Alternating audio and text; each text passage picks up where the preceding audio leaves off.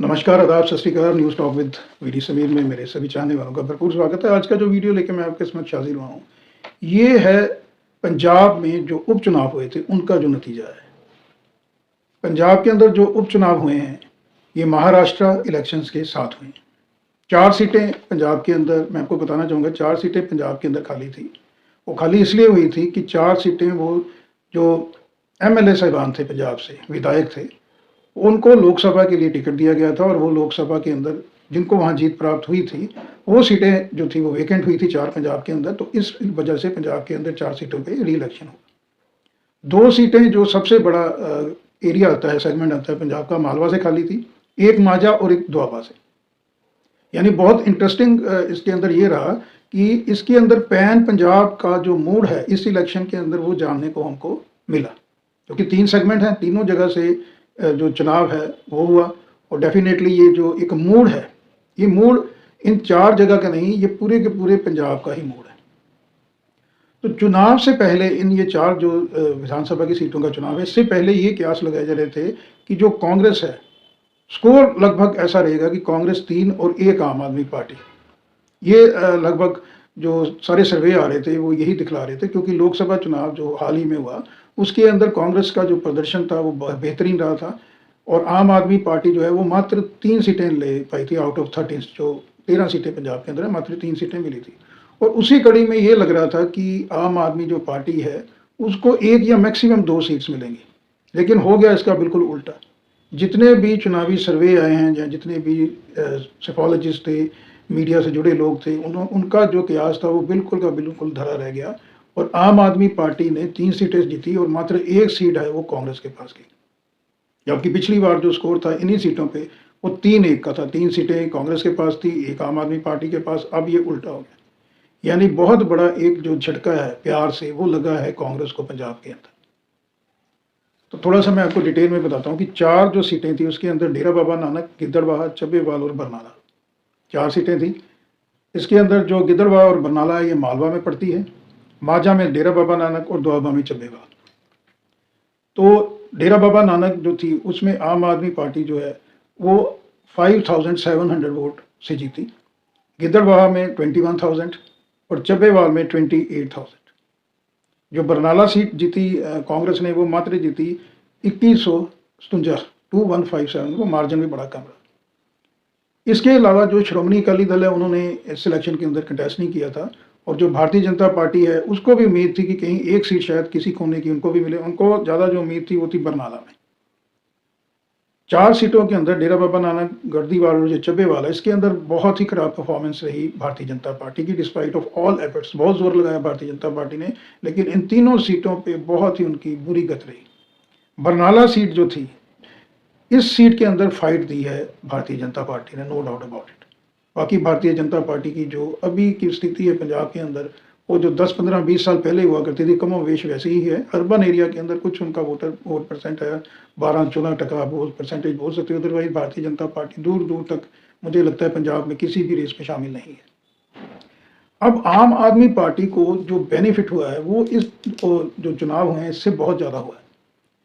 और एक किस्म की ये जो सरदार भगवंत मान के लीडरशिप के अंदर जो परफॉर्मेंस हुई है, 3 सीटें जीती हैं, ये संजीवनी का काम करेगी आने वाले समय में आम आदमी पार्टी के लिए। वो मैं इसलिए आपको बताना चाहता हूँ कि 2024 का लोकसभा जो इलेक्शन है आम आदमी पार्टी के लिए एक बुरा सपना रहा, बहुत खराब परफॉर्मेंस रही। उसके बाद हरियाणा के अंदर तो मैं समझता हूँ 10 से 72 पोजीशन थी। उनके जो ज़्यादातर कैंडिडेट हैं वो अपनी ज़मानत ही उनकी ख़त्म हो गई थी, जो हरियाणा के अंदर रिसेंट जो असेंबली इलेक्शन हुआ है। लेकिन और बहुत ज़्यादा एक किस्म से आम आदमी पार्टी का जो काडर है वो डिमोरलाइज भी था। और खुद भी अगर हम बॉडी लैंग्वेज देखें अरविंद केजरीवाल की, वो और सीनियर जितने भी लीडर हैं, चाहे संजय सिंह है, इनफैक्ट सरदार भगवंत सिंह मान, इनकी बॉडी लैंग्वेज और वो कॉन्फिडेंस में कमी आ रही थी, क्योंकि लगातार एक के बाद एक हार का सामना करना पड़ता था, चाहे वो लोकसभा या असेंबली इलेक्शन से आम आदमी पार्टी को। लेकिन ये जो 3 सीटें जीती हैं 4 में से, इससे इसका जो असर और इसका मैसेज खाली पंजाब में नहीं रहेगा, पैन पंजाब में नहीं रहेगा। इसका इलेक्शन आने वाले समय में 3-4 महीने के बाद 2025 की शुरुआत में ही असेंबली इलेक्शन आने वाला है दिल्ली के अंदर भी। तो दिल्ली के अंदर भी जो आम आदमी पार्टी का काडर है वो लोकसभा चुनाव के अंदर जो शून्य स्कोर रहा था आम आदमी पार्टी का, वो भी कहीं ना कहीं डिमोरलाइज था। लेकिन इस जीत के बाद एक नई आशा की किरण जो है वो आम आदमी पार्टी के खेमे में आई। तो आम आदमी पार्टी की पंजाब के अंदर बल्ले बल्ले हुई है, झाड़ू ने सफाया किया है बाकी पार्टियों का अच्छा खासा। कांग्रेस के लिए एक बुरा सपना ही रहा पंजाब का इलेक्शन, और जो लोकसभा चुनाव में एक कहीं लग रहा था कि राहुल गांधी की पॉपुलैरिटी का ग्राफ बढ़ रहा है, कांग्रेस का फिगर डबल हुआ, लेकिन इसके बाद जो असेंबली इलेक्शंस हुए हैं, चाहे वो जम्मू कश्मीर लीजिए, हरियाणा ले लीजिए, महाराष्ट्र में तो खत्म ही होगी कांग्रेस एक तरह की। और कांग्रेस को उम्मीद थी पंजाब के ये 4 सीटों के अंदर काफ़ी ज़्यादा, यहाँ भी कांग्रेस का सफाया ही हो गया। इसकी वजह मैं मेन समझता हूँ कि जो कांग्रेस ओवर कॉन्फिडेंस रहती है, प्रधानमंत्री नरेंद्र मोदी के ऊपर पर्सनल अटैक करती है, और इस तरह की स्टेटमेंट राहुल गांधी की तरफ से दी जाती है कि अब हम गुजरात भी जीतेंगे। अरे भैया, आज का जो वोटर है वो 40 साल 50 साल पुराना वोटर नहीं है। आज का वोटर वेल एजुकेटेड है, उनकी जो माइंड की स्टडी है वो कोई भी साइकोलॉजिस्ट नहीं कर सकता है। जितने भी सर्वे आए हैं, आप 2024 लोकसभा इलेक्शन से लेके उसके बाद हरियाणा का, जम्मू कश्मीर का, पंजाब का, महाराष्ट्र का, जितने भी सर्वे आए हैं, लोगों ने अपनी मुट्ठी को बंद रखा है, खोला नहीं है, और सारे के सारे जो सर्वे हैं वो धाराशी हो गए। इससे पता चलता है कि जो आज का वोटर है, जो युवा पीढ़ी है, वो वेल एजुकेटेड है, वो अपने पत्ते कहीं नहीं खोलती है, उसी इंडिविजुअल, उसी पार्टी को वोट देती है जिसमें उनको भारत का फ्यूचर दिख रहा है। तो राजनेताओं को, पॉलिटिकल जो एनालिसिस्ट हैं, साइकोलॉजिस्ट हैं, फिलॉसफी के रिलेटेड जो बयान देते रहते हैं मीडिया के अंदर कि हमने लोगों को स्टडी कर लिया है, ये प्री पोल है, ये पोस्ट पोल है, वॉट जो भी है, वो अब काम आने वाला नहीं है, क्योंकि वोटर जो है वो बहुत ज़्यादा जागरूक हो गया है। और अंत में ये जो भी इलेक्शन का परिणाम है, स्पेशली मैंने ये वीडियो तैयार की है पंजाब के लिए, तो पंजाब के अंदर सरदार भगवंत सिंह मान की पकड़ कहीं ना कहीं जो कमज़ोर होती दिखाई दे रही थी, और ऐसा लग रहा था कि हाई कमान कहीं ना कहीं उनसे यूनाइड है, क्योंकि ट्रांसफ़र पोस्टिंग्स और दूसरी सारी चीज़ें दिल्ली जो हाई कमान है उसके इशारे पे ही हो रही थी पिछले अगर 6-7 महीने में देखें।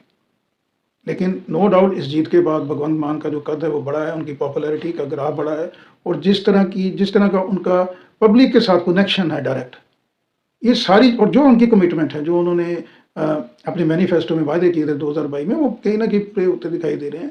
और उनको, जैसे मैंने पहले भी अपने वीडियोस में कहा था कि अभी भगवंत मान को, उनकी परफॉर्मेंस को बहुत जल्दी हम जज कर रहे हैं।